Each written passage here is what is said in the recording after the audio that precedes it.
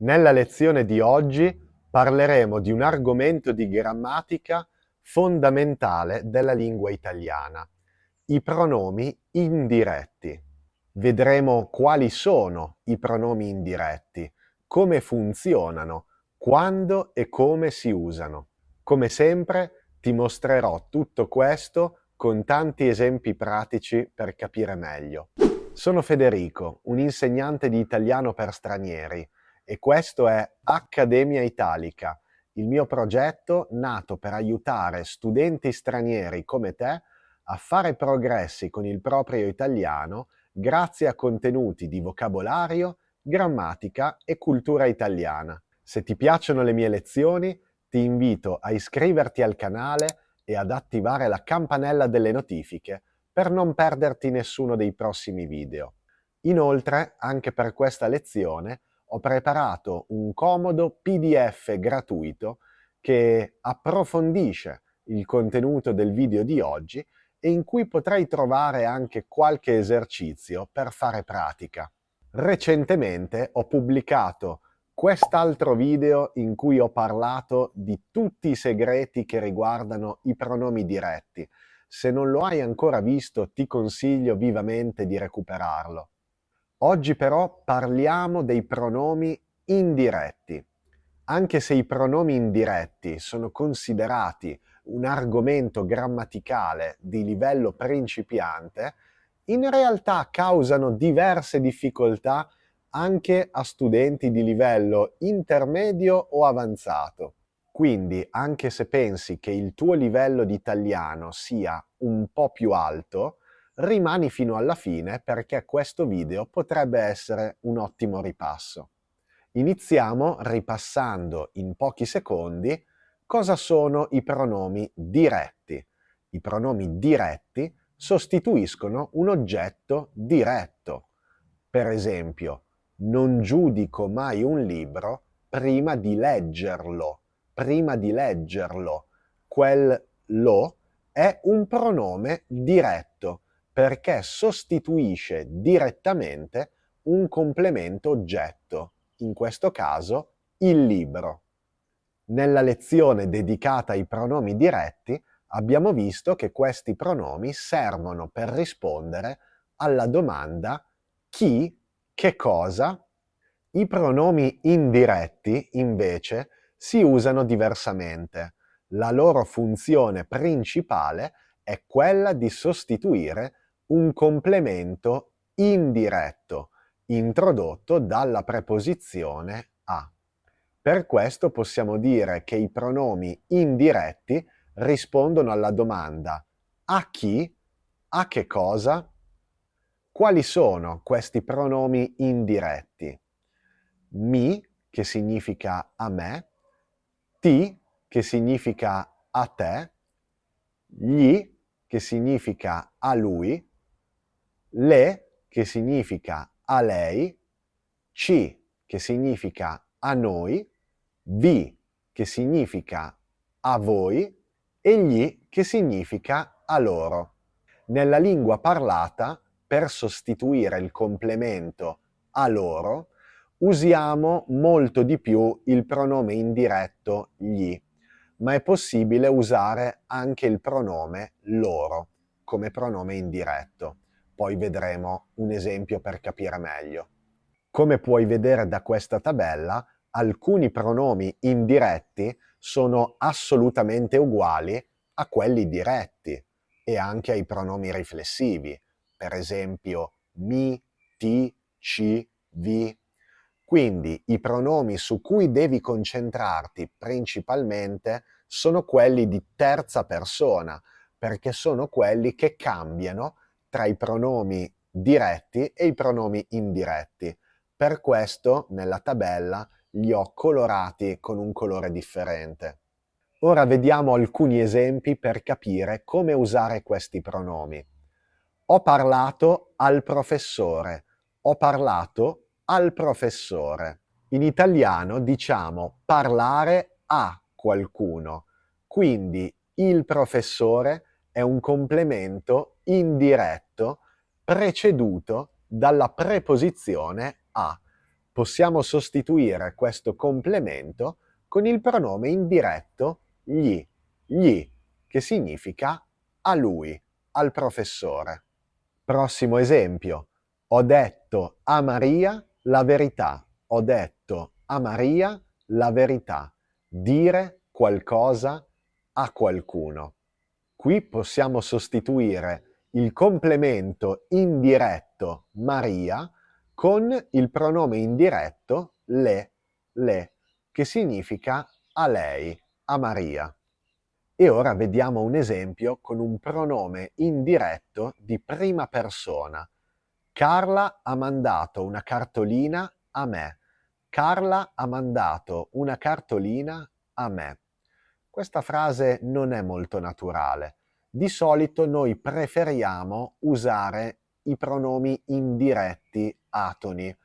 Poi nella parte successiva del video ti spiegherò la differenza tra pronomi indiretti, atoni e tonici. Tutti i pronomi che vedremo nella lezione di oggi sono i pronomi atoni, che tendenzialmente sono quelli che preferiamo quando parliamo. Quindi Carla mi ha mandato una cartolina. Carla mi ha mandato una cartolina. Mi sostituisce a me. Mandare qualcosa a qualcuno. Non ho risposto a te perché stavo lavorando. Non ho risposto a te perché stavo lavorando. Qui possiamo sostituire il complemento te, rispondere a qualcuno, con il pronome indiretto ti. Non ti ho risposto perché stavo lavorando. La nonna prepara sempre i biscotti a noi. La nonna prepara sempre i biscotti a noi. Preparare i biscotti a qualcuno. Anche qui noi è un complemento indiretto. Abbiamo la preposizione a. Quindi possiamo sostituire questo complemento con un pronome indiretto, in questo caso ci. In italiano ci sono tantissimi verbi che generalmente vogliono un complemento indiretto. Tra questi ci sono tantissimi verbi che riguardano la comunicazione, come parlare, dire, chiedere, spiegare, rispondere, telefonare, ma anche mandare, offrire, sembrare, piacere. La lista di verbi che vogliono un complemento indiretto è davvero lunga e in questi esempi ne vedremo solo alcuni. Forse ti stai chiedendo, ma perché devo imparare a usare i pronomi indiretti quando posso semplicemente usare la preposizione a più il complemento? La verità è che i pronomi indiretti, come tutti gli altri pronomi della lingua italiana, sono molto importanti per evitare ripetizioni inutili. I pronomi indiretti ci aiutano moltissimo a rendere le nostre frasi più scorrevoli, più naturali. Quindi è davvero importante saperli usare correttamente. E adesso vediamo subito degli esempi concreti. Vedo Marco tutte le settimane e offro sempre il caffè a Marco. Vedo Marco tutte le settimane e offro sempre il caffè a Marco. Offrire qualcosa a qualcuno. In questa frase, come puoi vedere, abbiamo una ripetizione, perché Marco, che è il complemento indiretto della nostra frase, è ripetuto 2 volte. Quindi dobbiamo rendere la nostra frase più naturale, più scorrevole, eliminando il complemento indiretto introdotto dalla preposizione a e sostituirlo con un pronome indiretto. Vedo Marco tutte le settimane e gli offro sempre il caffè. Gli offro il caffè. Offrire qualcosa a qualcuno. Gli sostituisce a Marco. Non vedo i miei nonni da tanto tempo, quindi ho scritto una lettera ai miei nonni. Non vedo i miei nonni da tanto tempo, quindi ho scritto una lettera ai miei nonni. Anche in questa frase il complemento indiretto è ripetuto. Ai miei nonni. Questo complemento, i nonni, è già stato menzionato all'inizio della frase, quindi possiamo sostituirlo con un pronome indiretto. Non vedo i miei nonni da tanto tempo, quindi gli ho scritto una lettera. Quindi gli ho scritto una lettera. Il pronome indiretto gli significa a loro. Il pronome indiretto gli è il più usato nella lingua italiana, soprattutto quella parlata, per sostituire il complemento a loro. Tuttavia, sarebbe possibile anche dire non vedo i miei nonni da molto tempo, quindi ho scritto loro una lettera. Ho scritto loro una lettera. Entrambe le frasi sono corrette, non c'è nessuna differenza, però nella lingua parlata tendiamo a preferire gli per sostituire a loro. Vediamo un altro esempio. Sono uscita con Sara e ho raccontato le novità a Sara. Sono uscita con Sara e ho raccontato le novità a Sara. Raccontare qualcosa a qualcuno. Sara è un complemento indiretto. Anche in questo caso il complemento Sara è già stato menzionato, quindi possiamo sostituirlo con un pronome indiretto. Sono uscita con Sara e le ho raccontato le novità. Sono uscita con Sara e le ho raccontato le novità. Le sostituisce a lei, a Sara. Va bene, abbiamo visto come funzionano i pronomi indiretti, ma la domanda è: dove si mettono? Prima del verbo o dopo il verbo? La risposta è dipende. I pronomi indiretti, come qualsiasi altro pronome della lingua italiana, vanno sempre prima del verbo, tranne quando questo è all'infinito, al gerundio o all'imperativo. In tutti gli esempi che abbiamo visto finora, il pronome indiretto era sempre prima del verbo, ma adesso vediamo qualche esempio con infinito, gerundio e imperativo. Per esempio, oggi esco con Giulia per offrirle un aperitivo. Oggi esco con Giulia per offrirle un aperitivo. Qui il verbo offrire è all'infinito, quindi il pronome va dopo il verbo, formando un'unica parola. Questo invece è un esempio con l'imperativo. Prestami il cellulare, per favore. Devo fare una telefonata. Prestami il cellulare, per favore. Devo fare una telefonata. Anche qui, con l'imperativo, il pronome va dopo il verbo. Questo invece è un esempio con il gerundio. Ho fatto gli auguri a Giacomo scrivendogli un messaggio. Ho fatto gli auguri a Giacomo scrivendogli un messaggio. Con tutti gli altri modi verbali, come l'indicativo, il condizionale o il congiuntivo, i pronomi indiretti vanno sempre prima del verbo. Ma c'è un'ultima cosa che dobbiamo vedere riguardo alla posizione di questi pronomi. Con i verbi modali come volere, potere e dovere possiamo scegliere la posizione del pronome. Per esempio, ci puoi dire se verrai a cena con noi sabato? È esattamente uguale a puoi dirci se verrai a cena con noi sabato? Oppure ti voglio dire una cosa importante. È esattamente la stessa cosa di voglio dirti una cosa importante. Oppure Laura mi ha fatto una domanda e le devo rispondere. È come dire Laura mi ha fatto una domanda e devo risponderle. Quindi con i verbi modali possiamo scegliere la posizione di questi pronomi, ma questa è una regola che vale con tutti i pronomi della lingua italiana. E ora vediamo una distinzione di cui ti ho accennato un po' all'inizio del video, la differenza tra i pronomi atoni e tonici. Tutti i pronomi che abbiamo visto fino a questo momento sono pronomi indiretti atoni, ma esistono anche i pronomi indiretti tonici, ovvero a me, a te, a lui, a lei, a noi, a voi, a loro. Perché si chiamano pronomi tonici e qual è la differenza? I pronomi tonici sono i pronomi su cui cade l'enfasi della frase.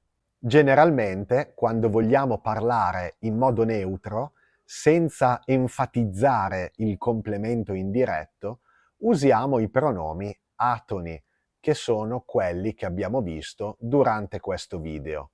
I pronomi tonici si usano solo quando vogliamo dare enfasi al complemento, quando vogliamo evidenziare il complemento indiretto rispetto al resto della frase.